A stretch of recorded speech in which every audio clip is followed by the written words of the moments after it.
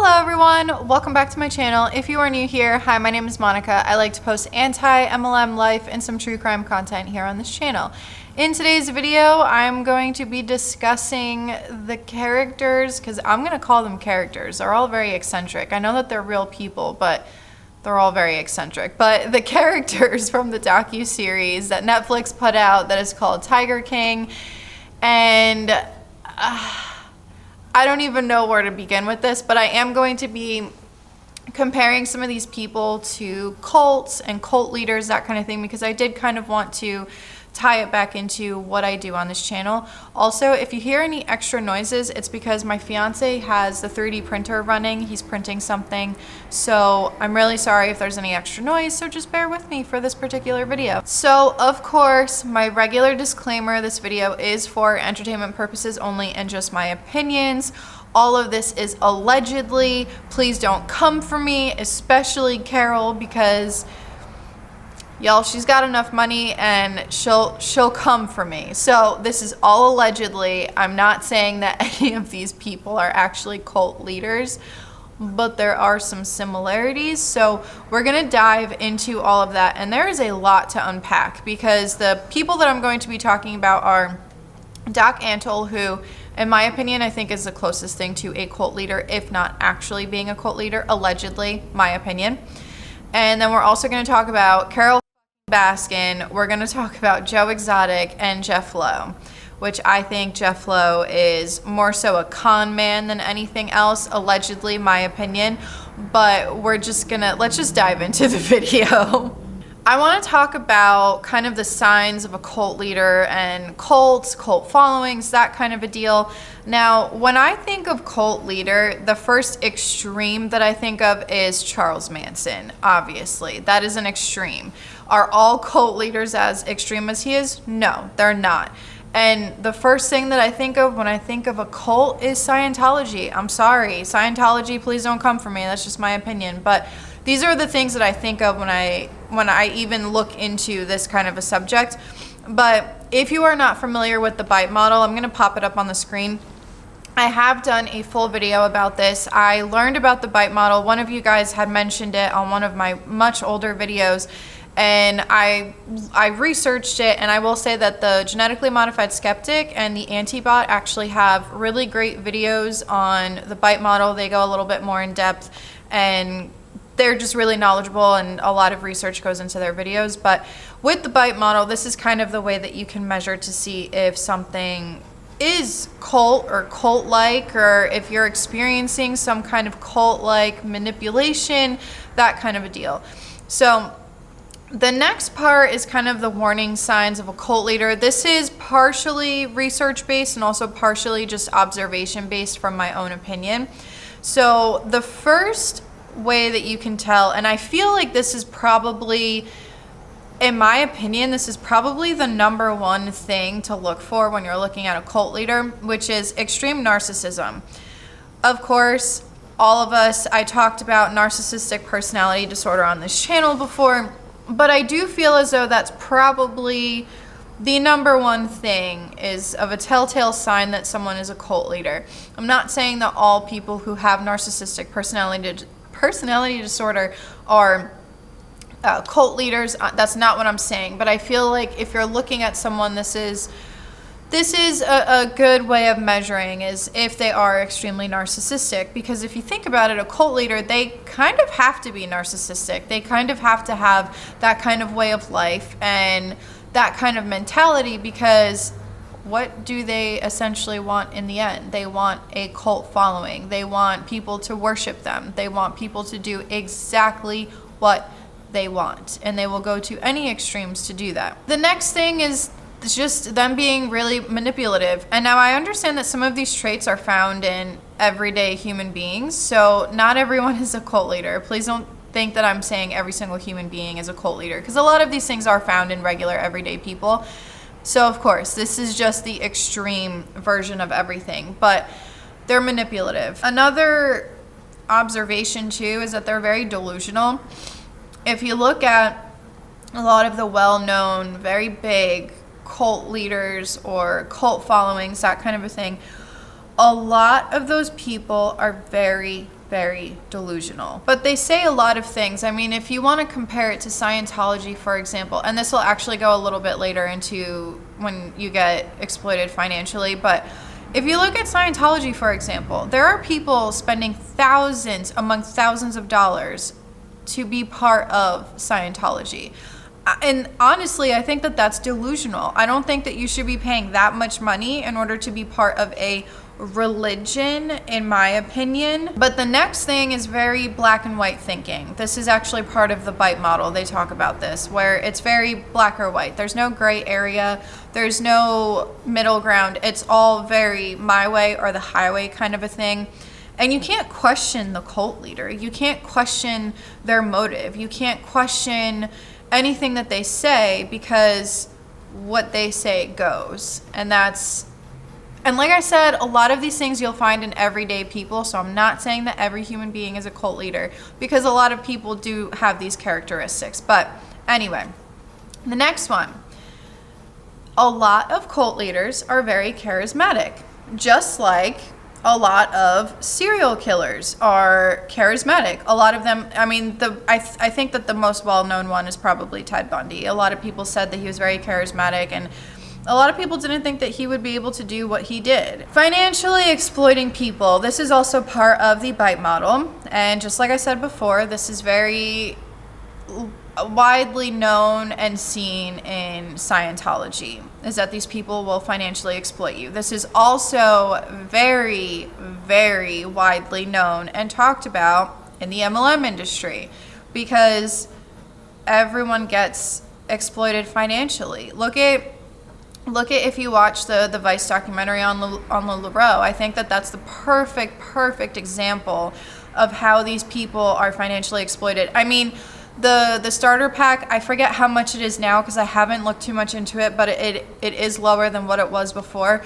But can you imagine, some of these women took out loans to start their business with LuLaRoe. I mean, and now they're stuck in thousands of dollars of debt. Some people filed for bankruptcy. I mean, that is very widely known about in the anti-MLM community. I mean, we compare MLMs to cults all the time. But anyway, let's get back on track to where I'm actually going with this video. This is also part of the BITE model. If you leave the cult, you are shunned and you are seen as evil or a traitor or something like that, and your people from the actual cult are not allowed to speak with you anymore. It's kind of one of those things where at this point, you know, you're a traitor. You betrayed everybody that's in the religion or the cult following, whatever, because I do think that a lot of religions like Scientology put on this front that they're a religion, but really it is a cult. And so that's another thing, is that a lot of people are afraid to leave the cult because they're so used to having that community. They're so used to having those people around them. And they're so used to, if you want to bring it back to MLM, that sisterhood. And I made a whole entire video about this months ago about that. But a lot of people join these things because they're vulnerable. They're at a very vulnerable state in their lives, and they don't have that support system. Or maybe they do, but maybe they're looking for a bigger support system. Maybe they're looking for like-minded people, or for people to uplift them and empower them. Doesn't this kind of sound familiar if you're my anti-MLM subscribers? So this kind of goes back to the critical thinking, but you get your truth from your leader, from the people who are alongside the leader. A lot of the research that's done comes from the leader, because these people have to worship them. So because they're worshiping these people, all of their information is coming from that leader. Kind of like the uplines in MLMs, is a lot of these uplines, they have already done research, which obviously comes from the MLM company itself, and they spread that information to their downline, and there's no critical thinking involved. No one questions what they say. No one questions what they're doing, and because you don't do that when you're part of a cult. Cult leaders like to isolate their followers from their friends and family, or loved ones, whatever you want to say. They do this because the friends and family, or at least real friends, I'm not saying all friends, but real friends will question you. Real friends will, when they see that something's not right, they're going to try to get you out of it. They're going to try to get you to think about it, and they're going to stop at nothing to try to help you, which cult leaders don't like this, because these are people on the outside looking in who are also at the same time, these people are a threat to the cult leaders, because these people haven't been indoctrinated into the cult yet or never will be. I think you guys know what I mean. Okay, so here's where we're going to talk about Tiger King, the series in itself. Now that I kind of gave you a brief overview of cult leaders and cults and that kind of a deal, I know that this is not as heavily researched as it usually is, but I did want this video to kind of just be more for fun. Let's move on to the characters from the show. Now, these are real people, but like I said, I'm calling them characters because while I do know that this is actually how they are, they're just so out there that the human species never ceases to amaze me. Before I dive into each character, let's kind of talk about how all of these people are they have character traits that are in common, and they have a lot of things in common besides just having a love for big cats. Or I wouldn't say necessarily all of them have a love for big cats, but besides all of them having big cats or sanctuaries, safaris, zoos, whatever you want to say, which I, of course, have my own opinion about animals being kept in captivity, which I'll go a little bit more in depth into a little bit later. But besides all of this, what do they all have in common? They all have power, and they all have a following, or people that worship them. I'm going to talk about Doc Antle first, because in my opinion, this dude is probably the closest thing, if not an actual cult leader. There's a reason why I say this, but before we get into that, can we just talk about how or why he calls himself Doc Antle? So he calls himself Doc because he thinks that he's some kind of doctor, because he went to school and studied mystical science.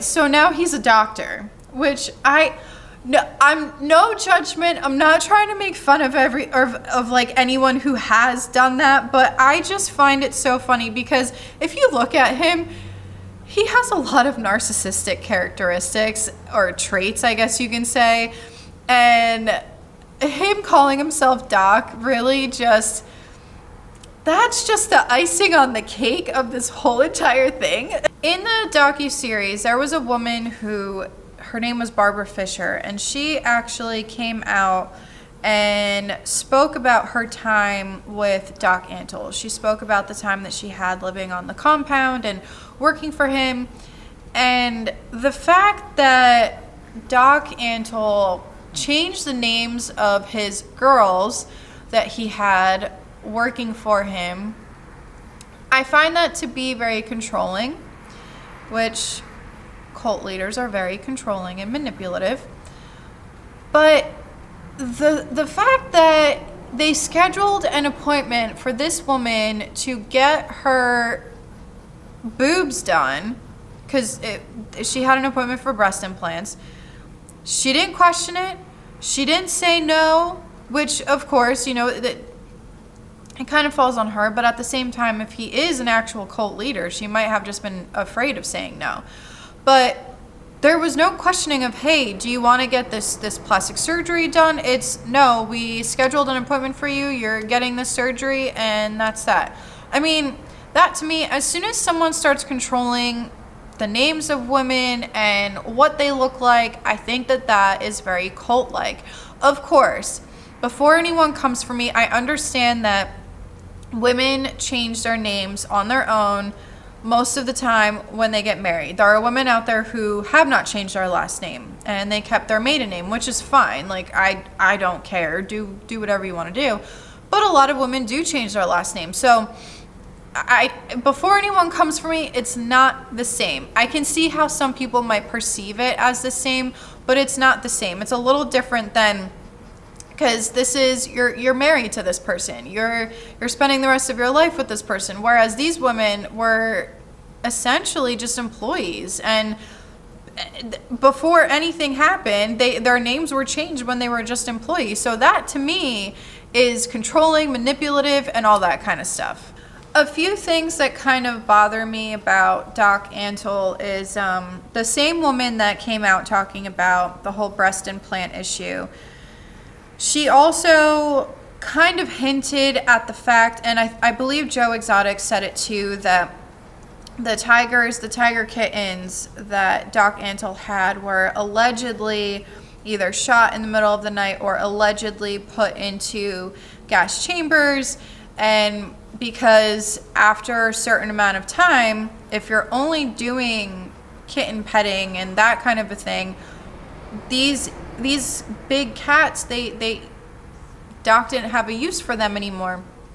So I have an issue with that if that is actually true. You know, the fact that he's all about the tiger petting, and the funny part is that when I did a quick Google search on him, he actually, I guess someone went into Wikipedia and updated it. I'm going to put a screenshot of it up on the screen because I saw this and they actually called him a cult leader.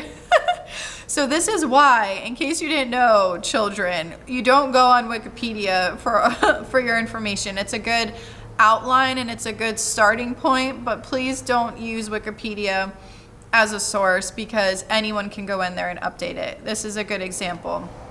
But I mean, I think that Doc Antle is probably the closest thing to a cult leader. You guys let me know in the comment section below, but of course that's my opinion. All right, the next person we're going to talk about is probably one of the most eccentric people in this docuseries, Joe Exotic. I don't even know where to begin with him.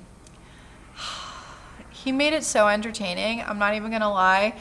And I know that there's other videos that have surfaced of other things that he's said, but if you watch the docuseries, I don't even know how to explain him. Like, when I talk to people who have never seen Tiger King before, I don't even know how to explain Joe Exotic. I really don't. It's just, how do you explain him? But anyway, so Joe Exotic, he is the Tiger King. And in my opinion, I think that he might have been a little bit of a cult leader with a little bit of a cult following. And the reason why I say that is because I think that as ignorant as he perceives himself in his videos, I think he's a lot smarter than we actually think, because he would just hire anybody. He would pay them $100 a week for full-time work, okay? $100 a week, and he would usually pick people, and I'm not trying to offend anybody who did work for him, but he would usually pick people who were vulnerable, you know, the misfits, the people who didn't really have, not necessarily a chance in society, but I guess kind of. He would choose a lot of people to work for him who just got out of jail, just got out of prison, or, you know, even, I think there was a scene in it where there was a person at a gas station. I think he hired that person and they were like a homeless person or something like that. I can't remember 100%. But so there was that, and I do think that he preyed upon people at their most vulnerable time. Of course, this is allegedly my opinion.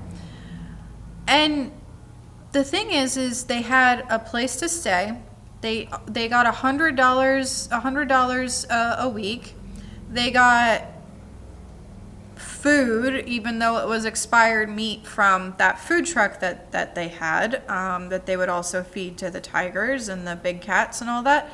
But these people were willing to work for that little amount of money. They were willing to live in the conditions that they lived in. At one point, they showed the trailers that some of the people lived in, and there were rats and, that kind of a deal. So, but these people were willing to do this for Joe Exotic. Was it actually for Joe Exotic? Probably not. I think it was more so for, the fact that they're working with big cats. They're working with exotic animals. There was one of his employees, what was their name? Saf? I think it was Saf. Got their arm ripped off and amputated and was right back at work, like a week or 2 weeks after the incident? That is some kind of dedication to your job and your boss. And I believe that when the alligator enclosure and the studio that they had, I believe when that burned down, the person who rebuilt the alligator enclosure, they actually took a giant pay cut because Joe Exotic was letting them play with the big cats. And the person was like, well, why wouldn't I do that? But I do think that Joe is a lot smarter than we actually think, because just like these MLM companies and cults, he preyed upon people at their most vulnerable state, and they ate that up and they worked for him.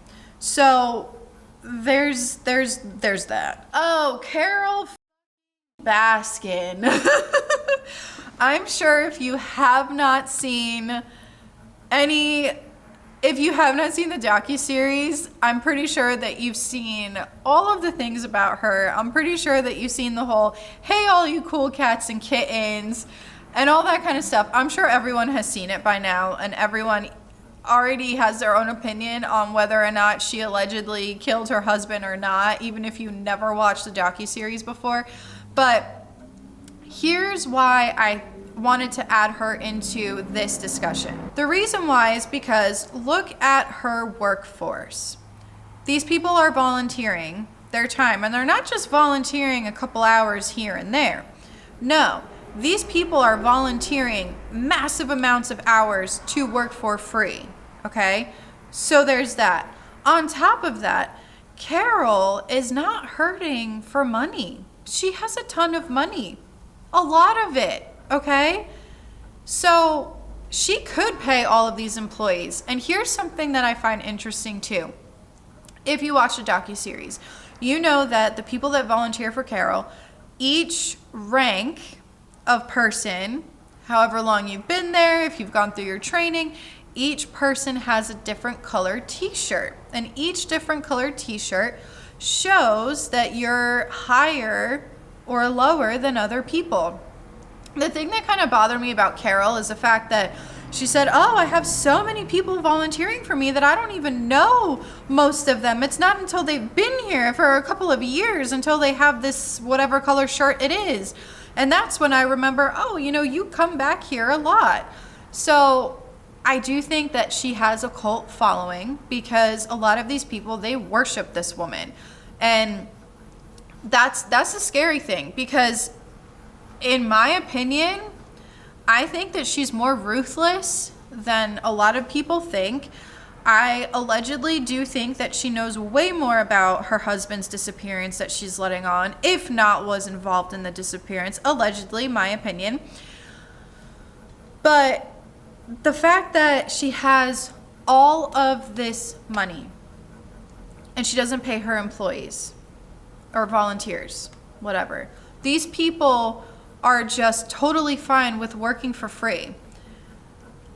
I would never work for free. I mean, I would volunteer. Okay, so let's put it this way. If I was volunteering, okay, and I was volunteering for, let's say, a local dog rescue because I'm allergic to cats, even though I do like cats, unfortunately, I'm like deathly allergic to them. But let's say that I was volunteering for a local rescue. I'm volunteering my extra time. I'm not volunteering all of my time, okay? And I'm not working full-time hours for no pay. Do I think that some of these people are actually doing it out of the goodness of their heart and their love for the big cats and the whole being an activist for these big cats. I do think that some people, they are donating their time and their hard work because they do believe in sanctuaries and things of that nature. But I do think that Carol has more than enough money to be able to pay her staff and pay them, or she could even pay the people that have been there for a certain amount of time that are at a certain rank because of their t-shirt color. Honestly, I kind of feel bad for Howard because she definitely wears the pants in the relationship. And I don't know. The fact that he said in his interview that they have not had a fight in all of their 15 years of being together, I'm sorry, that is not a healthy relationship. Either you're terrified of her or there is something worse beneath the surface about that. But that's just my opinion, allegedly opinion, all of that kind of stuff. But people worship Carol, especially the animal activists that are all about the sanctuary and protecting the cats. All right, the next and final character from this show is probably my most hated character, is Jeff Lowe. Before I proceed with what I want to say about him, he literally looks like 2019 threw up on him and he never washed it off. And he was probably the guy that wore head to toe Ed Hardy. And I'm not judging. I had an Ed Hardy hat and I had Ed Hardy sweatpants back in the day, okay? But he reminds me of the guy that would be decked out in Ed Hardy from head to toe, like even underwear and that kind of stuff. But that is besides the point. I just wanted to say that because I really don't like him. And yes, I am making fun of him a little bit. You might be asking yourself, why am I including Jeff Lowe into this discussion or this comparison to cults and cult leaders and that kind of a thing? The reason why is because even though he is a con man, he's very good at deceiving people, he's very good at manipulating people. But here's my problem with Jeff Lowe, is the fact that he was able to manipulate Joe Exotic into handing over the keys to his entire livelihood, everything that he worked for. And the fact that, because I do think that Joe Exotic started off with good intentions. I don't think that he really truly realized that keeping these big cats in captivity and also breeding them it's not helping animals or anything like that. But I do think that he started off with good intentions because he said that he started off the whole zoo thing because of his brother.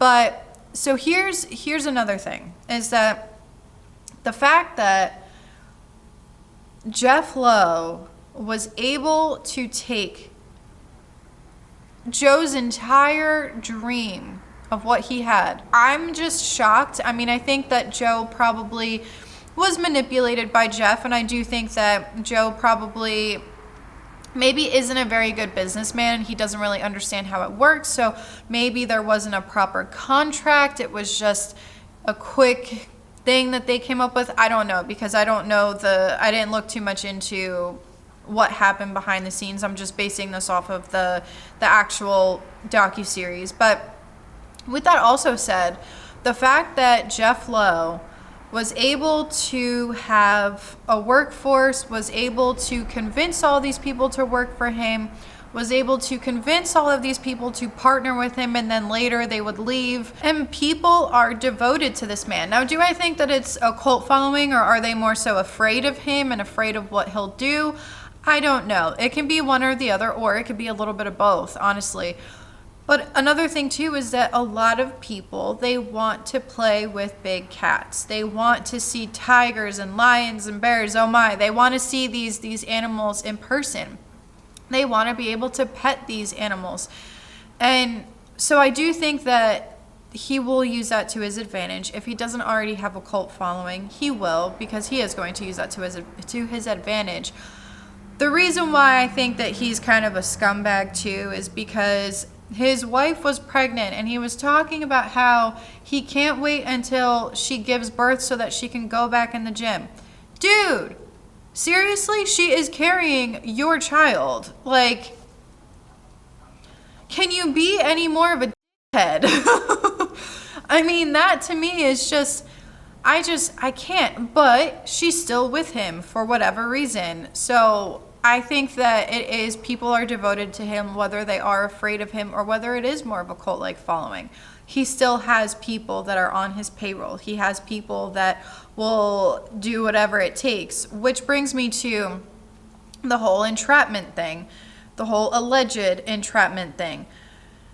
In my personal opinion, I think that him and that Allen guy, I do think that they did set Joe up.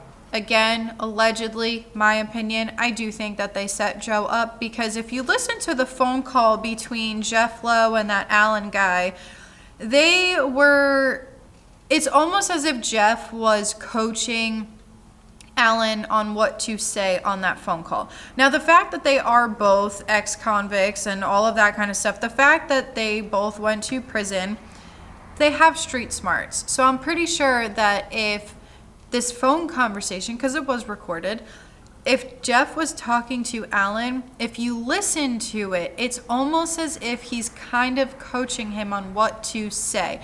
It's not very noticeable, but I feel like since they do know each other and they are very street smart, I'm pretty sure that they'd be able to pick up on that kind of stuff. And I do think that they're con men, and I do think that Allen is just, it gets weird, and I saw this on a meme. That you're so far deep into the rabbit hole that is this docuseries when there's an interview of Allen in the tub while he's being interviewed, and you think nothing of it, because this show is just, oh my gosh. But anyway, so let's talk about my final thoughts on this whole entire series. Personally, I think that all of the people are bad in their own way. I think that, in my opinion, Joe was set up, just like I was just saying. I think that Jeff is a bona fide con man. I think that Doc Antle is the closest thing, if not an actual cult leader. And I think that Carol knows way more about her husband's disappearance than she's telling us. And I'm going to leave a link to a video in the description box of someone was analyzing her mannerisms and the way that she was talking on camera. Now, I don't know if his analysis is true or not, but it's just interesting to watch. And his name is Believing Bruce. So I think that it's a really funny video to watch. But I do think that in the end, I think that Carol, she was just trying to bring Joe down. This was not about the cats. Because if this was about the big cats, she would be fighting to have the cats taken away from Joe and put into her sanctuary. She wouldn't be fighting for money, okay? Especially with the fact that she already has so much money after the disappearance of her husband, her second husband. So I don't know. I don't think that it was about the cats. I think that she got pissed off and it escalated, and the fact that the bickering of the back and forth of the two, she just got annoyed and she got pissed off about it, and she just decided to go after him for his money. And just bring him down that way. I don't think that it had anything to do with the cats. I really, truly do not. But I hope that they find out more about the disappearance of Carol's second husband. I do hope that they do, because there is something fishy there. There is something that doesn't make sense there. And the fact that Carol got all the money, well, not all the money. There was a little bit of money that went to his previous family before he married the younger blonde chick.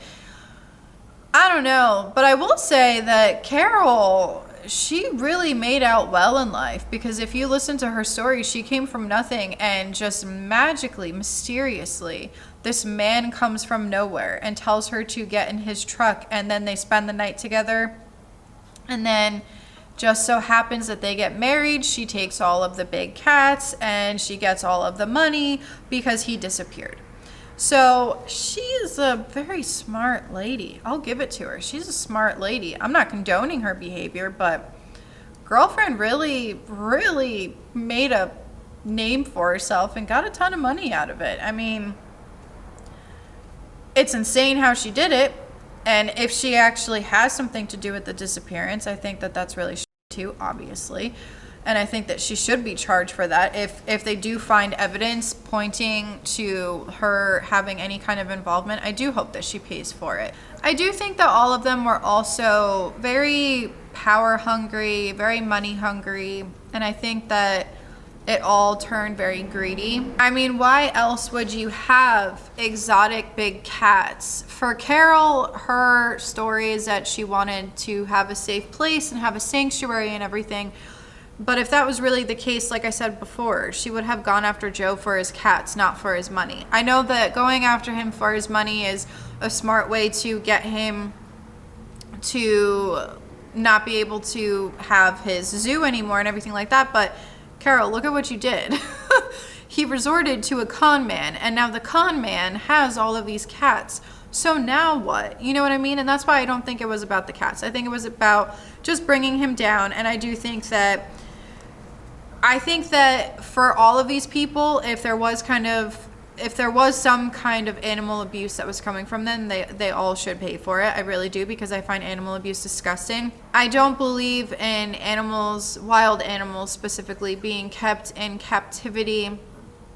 But I do think that if something does happen to an animal, or if they are rescued from some kind of captivity, whether it be a circus or a zoo, whatever, I do think that they should be put into sanctuaries, because at that point they can't fend for themselves in the wild. That's just my opinion on the matter.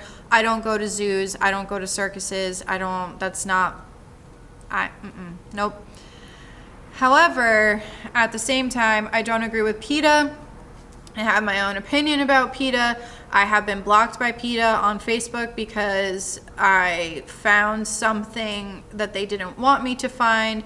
And instead of responding to what I was talking about, they just completely blocked me. So there's that. So of course, I think that because I think it's very telling that you're not going to respond to something, you're going to just block people. I find that very, very telling. But I'm not gonna lie, I was very proud of myself for being blocked by PETA. I thought that was a very good accomplishment. But anyway, that is besides the point. I hope that you guys enjoyed this video. If you want me to do a deeper dive on it, I just wanted this to be more so for entertainment and just to kind of get the conversation going. You guys let me know what you think in the comment section below. Let me know what you think about them making a movie and David Spade. And I forget the one girl they were talking about her playing Carol. She was in the most recent Ghostbusters with all the women that were the Ghostbusters. Oh gosh, what was her name? Can't remember her name, but she's hilarious, and I really hope that they do make a video and she's Carol, because oh my gosh, that would be so funny. But anyway, if you have watched up to here, thank you so much for watching. Let me know what you think in the comment section below. And I guess that's all that I have for you guys. Make sure to hit like, subscribe, support me on Patreon, check out my merch, all that good stuff. And I'll see you guys next time. This is Monica reporting to you live from a highway. Bye.